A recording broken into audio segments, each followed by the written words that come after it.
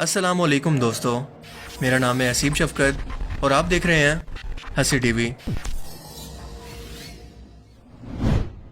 یہ آج سے 3500 سال پہلے کا زمانہ ہے، جب فرعون مصر نے موسیٰ علیہ السلام اور ان کی قوم بنی اسرائیل کا پیچھا کیا کہ انہیں ختم کر دے، اور اچانک ایک ایسا مقام آیا جہاں پر آگے صرف سمندر تھا اور پیچھے فرعون مصر کا لشکر، بھاگنے کا کوئی راستہ نہیں تھا۔ تب اللہ تعالیٰ نے موسیٰ علیہ السلام کو حکم دیا کہ اپنا عصا مبارک سمندر پر مارو، لہٰذا انہوں نے بالکل ایسا ہی کیا اور سمندر دیکھتے ہی دیکھتے 2 حصوں کے اندر پھٹ کر تقسیم ہو گیا، اور یہاں پر اتنا لمبا راستہ بنا کہ پوری بنی اسرائیل قوم اپنے مال و اسباب سمیت یہاں سے گزر گئی۔ مگر جب فرعون مصر نے، جو کہ خود کو خدا کہتا تھا، اور اس کے لشکر نے گزرنے کی کوشش کی تو سمندر واپس آ کر مل گیا جیسے پہلے موجود تھا، اور سارا کا سارا لشکر فرعون سمیت غرق ہو گیا۔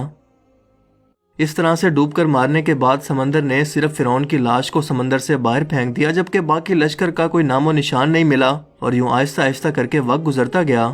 مصریوں میں سے کسی شخص نے ساحل پر پڑی اس کی لاش کو پہچان کر موجودہ فرعون کے دربار میں بتایا، سو فرعون کی لاش کو محل پہنچایا گیا۔ درباریوں نے مسالے لگا کر اسے پوری شان و شوکت اور احترام سے تابوت میں رکھ کر محفوظ کر لیا۔ کمال کا اتفاق ہے کہ پوری روئے زمین پر صرف یہی قوم تھی جسے مسالے لگا کر لاشوں کو محفوظ کرنے کا ہنر آتا تھا۔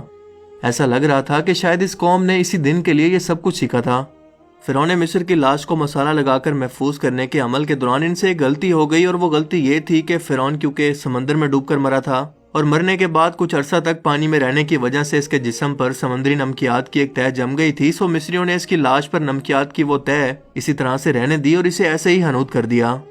وقت گزرتا گیا، زمین و آسمان نے بہت سارے انقلاب دیکھے جس کی گرد کے نیچے سب کچھ چھپ گیا، حتیٰ کہ فرعونوں کی حنوط شدہ لاشیں بھی زمین کی تہوں کے اندر چھپ گئیں۔ ان کے نام صرف کتابوں اور ان کی تعمیرات اور شان و شوکت لوگوں کے ذہنوں کے اندر ہی رہ گئے، اس کے علاوہ ان کا بنایا گیا سب کچھ ختم ہو گیا۔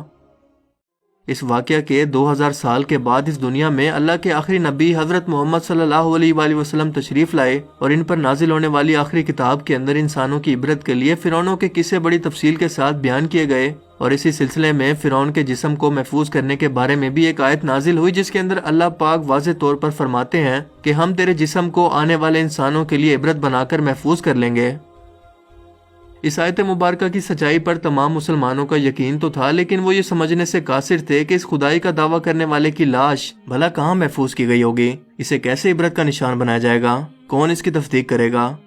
یہ اتنا نازک معاملہ تھا کہ ذرا آپ خود سوچ کر دیکھیں کہ قرآن پاک کے اندر بیان کیے گئے اللہ تعالیٰ کے تمام الفاظ میں سے اگر صرف یہ ایک آیت مبارکہ بھی یا اللہ تعالیٰ کا یہ دعویٰ نعوذ باللہ غلط ثابت ہو جاتا تو غیر مسلم کفار کے سامنے مسلمان کس منہ سے باقی قرآنی آیات کا دفاع کرتے؟ مگر یہ اللہ تعالیٰ کا کلام ہے جس کے اندر شک کی کوئی گنجائش نہیں، اسی لیے ہر دور کے اندر اس نے اپنے آپ کو اور اپنے ایک ایک الفاظ کو منوایا۔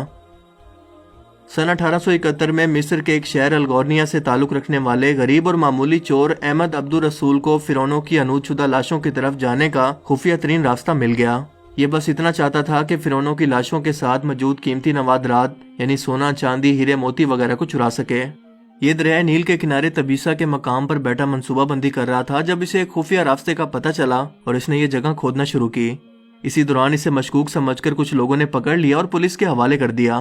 بعد میں وہ جس جگہ کو کھود رہا تھا وہاں سے ملنے والے راستے کی جب مسلسل کھدائی کی گئی تو 1891 کے اندر دوسری ممیوں کے ساتھ ساتھ اس غرق ہونے والے فرعون کی لاش بھی مل گئی۔ اس کے کفن پر سینے کے مقام پر اس کا نام لکھا ہوا تھا۔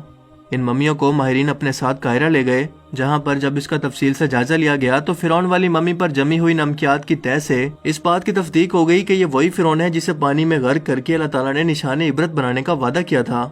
پوری دنیا میں کھلبلی مچ گئی۔ اس کی تصدیق کے لیے دنیا بھر کے ماہرین آثار قدیمہ اور سائنسدان مصر کی طرف امٹ پڑے۔ مختلف سائنسی ٹیسٹ کرنے کے بعد دنیا بھر کے سائنسدانوں نے تصدیق کر دی کہ دوسری سب لاشوں کی نسبت صرف اس ایک فرعون کی لاش پر ہی سمندری نمکیات کی تہ جمی ہوئی تھی جس نے اسے محفوظ رکھا اور گلنے سڑنے سے بچائے رکھا۔ اس تصدیق کے بعد اسے فائنلی فرعون کی لاش قرار دے کر میوزیم کے اندر محفوظ کر دیا گیا۔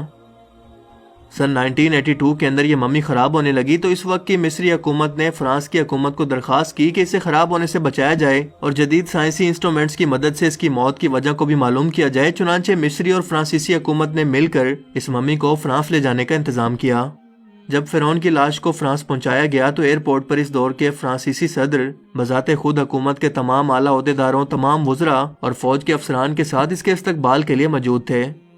یہاں فرعون کی لاش کا استقبال کسی عظیم زندہ بادشاہ کی طرح کیا گیا۔ فوجی دستوں نے اسے سلامی دی اور اس کی ممی کو ماہر ڈاکٹروں کی ٹیم کے حوالے کر دیا گیا۔ اس ٹیم کے سربراہ تھے ڈاکٹر مورس بوکائے، جو مذہبی طور پر کرسچن تھے۔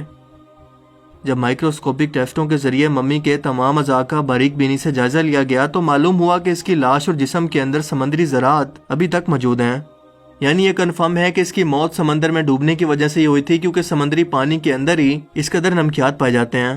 مگر ایک بادشاہ کی موت پانی میں ڈوبنے کی وجہ سے ہو، یہ سوچنا اپنے آپ میں ایک بہت ہی حیرت انگیز سوال ہے، کیونکہ ایسے عظیم بادشاہ اپنے ساتھ نرم بستروں پر خوبصورت لباسوں میں سونے چاندی ہیرے موتیوں سے جڑے اعزاز کے ساتھ اس زمانے میں دفن کیے جاتے ہیں، اور یوں مرنے کے بعد دفنانے تک اس کی شان و شوکت بالکل اسی طرح سے قائم رہتی جیسے ایک زندہ بادشاہ کی۔ ڈاکٹر مورس کے لیے بھی یہ ایک حیرت کی بات تھی، اور اسی تجسس میں اس نے اس ممی کے بارے میں مزید جاننے کی کوشش کی تو اسے معلوم ہوا کہ اس بادشاہ کی موت کے حالات مسلمانوں کے نبی حضرت محمد صلی اللہ علیہ وآلہ وسلم پر نازل ہوئی کتاب قرآن پاک کے اندر آج سے 1400 سال پہلے تفصیل سے درج ہیں۔ اسے پتا تھا کہ جہاں سے یہ لاش ملی ہے وہ ایک اسلامی ملک ہے، چنانچہ تجسس کے ہاتھوں مجبور ہو کر وہ مصر پہنچا۔ یہ کیونکہ ایک سائنسدان تھا، اسی لیے اس نے مصر کے ایک سائنسدان سے ملاقات کی، جس نے اسے قرآن پاک کھول کر سورہ یونس کی آیت 90 تا 92 کا ترجمہ لفظ ب لفظ سنایا، جس میں فرعون کی خدائی کا دعویٰ، اس کا پانی میں ڈوب کر مرنا اور پھر پانی سے نکال کر اس کی لاش کو محفوظ کرنے کا وعدہ اللہ تعالیٰ نے واضح طور پر کیا ہوا تھا۔ ان قرآنی آیات کا اشارہ بالکل واضح تھا اور صرف ایک جانب تھا کہ تجھے میں مرنے کے بعد آنے والوں کے لیے محفوظ کر کے عبرت کا نشان بنا دوں گا۔ ڈاکٹر مورس نے جب اس قرآنی آیات کا ترجمہ پڑھا تو بے اختیار چلا اٹھا کہ بالکل قرآن سچی کتاب ہے، اس کا ایک ایک لفظ اور اللہ کے پیغمبر حضرت محمد صلی اللہ علیہ وآلہ وسلم سچے ہیں۔ اسی وقت کلمہ پڑھا اور مسلمان ہو گیا۔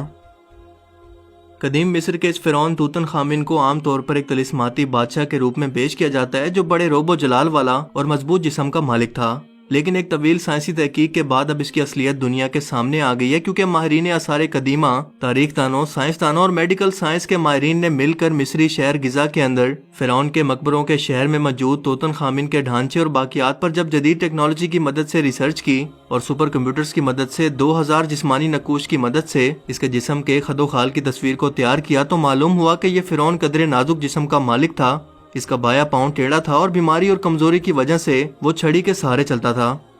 اس کے والد اخناتون اور اس کی والدہ کے ڈی این اے کے نمونوں سے یہ بھی معلوم ہوا ہے کہ اس کے والدین آپس میں بہن بھائی تھے۔ ماہرین کا کہنا ہے کہ اس فرعون کی جسمانی خامیوں کمزوریوں کی وجہ بھی یہی تھی کہ اس کے والدین کا آپس کے اندر دراصل بہن بھائی کا رشتہ تھا۔ یہ فرعون آج سے تقریباً 3500 سال قبل مصر کا حکمران تھا، اور اس وقت کی رسم کے مطابق ہر فرعون کی لاش کے ساتھ شاہی استعمال میں رہنے والی کچھ چیزیں بھی ساتھ دفن کر دی جاتی تھیں، جس میں سب سے اہم کچھ ہتھیار تھے۔ اور اس فرعون کے ساتھ جس خنجر کو دفن کیا گیا، اس پر ریسرچ کے مطابق اس کو دراصل کسی شہاب ثاقب یا ایسٹرائڈ سے حاصل ہونے والے کسی لوہے سے تیار کیا گیا تھا، جو اس سے پہلے 1925 کے اندر برطانوی ماہر آثار قدیمہ ہارورڈ کارٹر نے بھی دریافت کیا تھا، جس کی شیپ بالکل، یعنی ان دونوں لوہے کی دھات کی کیمسٹری بالکل ایک جیسی ہے۔ اس کے علاوہ سائنٹسٹ کو ایک اور بات نے چکرا کر رکھ دیا کہ اس لوہے کو زنگ بھی نہیں لگ سکتا تھا، اور اس طرح کے لوہے کی مصر کے اندر موجودگی بہت ہی حیرت کی بات تھی۔ Meteoritics and planetary science magazine میں پبلش ہونے والی ایک رپورٹ کے مطابق مصر اور اٹلی کے ریسرچرز نے اس خنجر کے لوہے کی بناوٹ کی تصدیق کرنے کے لیے بیرونی ایکس رے کی تکنیک کو استعمال کیا، اور اس کی تحقیق کی مرکزی کردار ڈینیلا کوملی کا کہنا ہے کہ اس دھات کا موازنہ اس ایسٹرائڈ سے کیا جا سکتا ہے، جو کہ مصری بحر احمر والے ساحل پر 2000 کلومیٹر کے دائرے میں کبھی گرا تھا۔ اگر آپ پبلش ہونے والی اس ریسرچ کا گہرائی سے مطالعہ کریں تو آپ یہ جان پائیں گے کہ قدیم مصری 1300 قبل مسیح سے یہ جانتے تھے کہ لوہے کے یہ ٹکڑے آسمان سے گرے ہیں، جبکہ یہ بات مغرب کو 2000 سال بعد یعنی آج سے تقریباً 1300 سال پہلے کافی سائنٹیفک ریسرچ سے معلوم ہوئی۔ جبکہ مسلمانوں کو آج سے 1400 سال پہلے اللہ کے رسول صلی اللہ علیہ وآلہ وسلم نے قرآن پاک کے اندر واضح طور پر یہ بیان کر دیا تھا کہ لوہے جیسی دھات زمین پر پیدا نہیں ہوتی بلکہ آسمان سے یا خلا میں کہیں سے آتی ہے، اور یہ قرآن کے ایک اور سائنٹیفک معجزے کی طرف اشارہ کرتی ہے۔ فرعون کی لاش عبرت کے لیے ایسے محفوظ کر کے دنیا کے سامنے رکھ دی گئی ہے کہ آج انٹرنیٹ کے ایک کلک پر اخباروں، ٹی وی چینلز پر اور میوزیم میں اربوں انسانوں کی آنکھوں کے سامنے ہر وقت یہ قابل ترس حالت کے اندر موجود ہے۔ کس لیے؟ عبرت کے لیے، سوچنے کے لیے کہ عبادت کے لائق اور ہمیشہ رہنے والی صرف ایک ہی ذات ہے جو کہ سب کا خالق اور مالک ہے، سب کا رازق ہے۔ اور اگر دنیا کے انسانوں میں واقعی کوئی خدا موجود ہے تو اپنی قوم کو تباہ ہونے سے پہلے خود کو ہی اللہ تعالیٰ کے عذاب سے بچا کر دکھا دے۔ اللہ تعالیٰ ہمیں سمجھنے کی اور عمل کرنے کی توفیق عطا فرمائے، آمین۔